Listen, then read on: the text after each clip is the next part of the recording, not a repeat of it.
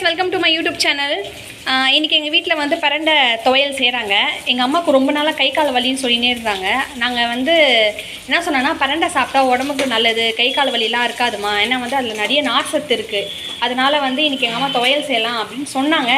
சரி, அதை அப்படியே உங்களுக்கு வீடியோவாக போட்டு காமிக்கலாம்னு சொல்லி இன்றைக்கி நான் வந்திருக்கேன். சரி, எப்படி செய்கிறாங்க, என்ன செய்கிறாங்க, என்னென்ன ஆட் பண்ணியிருக்காங்க, என்ன ரெசிபிஸ்லாம் போட்டிருக்காங்கன்னு சொல்லி அவங்கக்கிட்ட கேட்டு நம்ம தெரிஞ்சுக்கலாம். ஃபஸ்ட்டு வந்து எண்ணெய் ஆட் பண்ணி கடுகு வெங்காயம் போட்டு நல்லா வதக்கிக்கிறாங்க. ஓகேவா?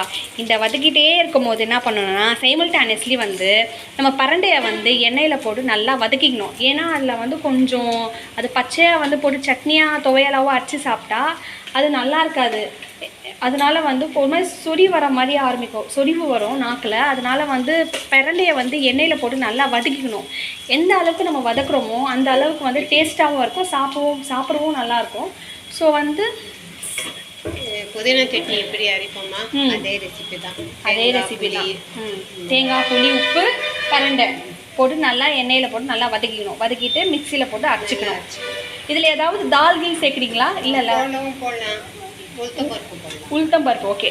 உளுத்தம்பருப்பு விரும்பி போடுறவங்க போடலாம், கொஞ்சமாக லைட்டாக போடலாம். நாங்கள் வந்து இதில் போடல. என்னென்ன போட்டிருக்காங்கன்னா, ஆக்சுவலாக எண்ணெய் போட்டு அதாவது பரண்டை போட்டு புளி, அதுக்கப்புறம் வந்து தேங்காய் போட்டு நல்லா வதக்கிட்டு மிக்சியில் இது மாதிரி அரைச்சிக்கணும். பேஸ்ட்டாக அரைச்சிட்டு அப்புறமா இது மாதிரி வதக்கிக்கிற வெங்காயத்தில் வந்து ஆட் பண்ணிடுறாங்க. தேவையான அளவு உப்பும் நம்ம ஆட் பண்ணிக்கலாம்.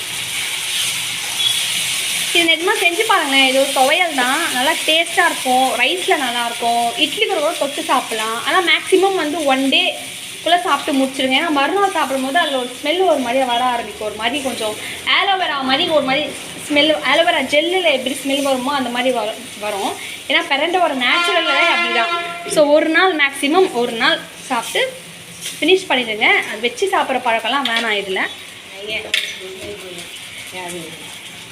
பட் கெட்டு போயிடாது, ஆனால் ஒரு மாதிரி டேஸ்ட்டு கொஞ்சம் டிஃப்ரென்ஸ் தெரிய ஆரம்பிக்கும். அதனால தான் சொல்கிறேன். பட் இது 1 வீக் 2 வீக் வச்சு சாப்பிட்றவங்க கூட இருக்காங்க. ஸோ இவ்வளோ தான், சிம்பிள் ரெசிபி தான். சிம்பிள் ரெசிபியோட டேஸ்டியானது, அதுக்கப்புறம் உடம்புக்கு ரொம்ப ஹெல்த்தி கூட. வீட்டில் பரண்டை இருந்தால் ட்ரை பண்ணி பாருங்கள். இது மாதிரி இது துவையலா இல்லை சட்னியா எனக்கு தெரியல. அம்மா வந்து துவையல் தான் சொன்னாங்க, தாளிச்சாலே துவையல் தாம்மா அப்படின்னு சொன்னாங்க. சரி, ஓகே, நீங்களும் உங்கள் வீட்டில் ட்ரை பண்ணி பாருங்கள். இது புதுசாக பார்க்குறவங்க வந்து என்னடா இது சொல்கிறாங்களே நினைக்காதீங்க. இது ஆக்சுவலாக பரண்டை வந்து உடம்புக்கு ரொம்ப நல்லது தான். ஸோ நீங்களும் உங்கள் வீட்டில் ட்ரை பண்ணி பாருங்கள். நீங்கள் எந்த மாதிரி ரெசிபிஸ்லாம் போட்டு செய்கிறீங்க பரண்டையில் அப்படின்னாலும் கமெண்ட் பாக்ஸில் நீங்கள் கமெண்ட் பண்ணுங்கள் மறக்காமல். ஸோ பாருங்கள், வீட்டில் செஞ்சு பாருங்கள், டேஸ்ட் எப்படி இருக்குன்னு சொல்லி கமெண்ட் பாக்ஸில் கமெண்ட் பண்ணுங்கள். பிடிச்சிருந்தா லைக் பண்ணுங்கள், இந்த வீடியோ ஷேர் பண்ணுங்கள், சப்ஸ்கிரைப் பண்ணுங்கள், மறக்காமல் பெல் பட்டனை ப்ரெஸ் பண்ணுங்கள். ஓகே வியூவர்ஸ், நான் உங்களை அடுத்த வீடியோவில் சந்திக்கிறேன். So until you like my channel, please like, share, comment, subscribe to my YouTube channel. Bye bye.